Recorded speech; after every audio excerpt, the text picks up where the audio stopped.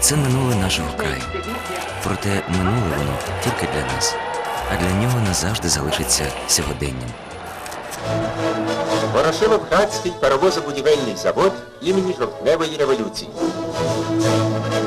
За успішне виконання завдань уряду в зв'язку з 50-річчям завод нагороджений орденом Леніна.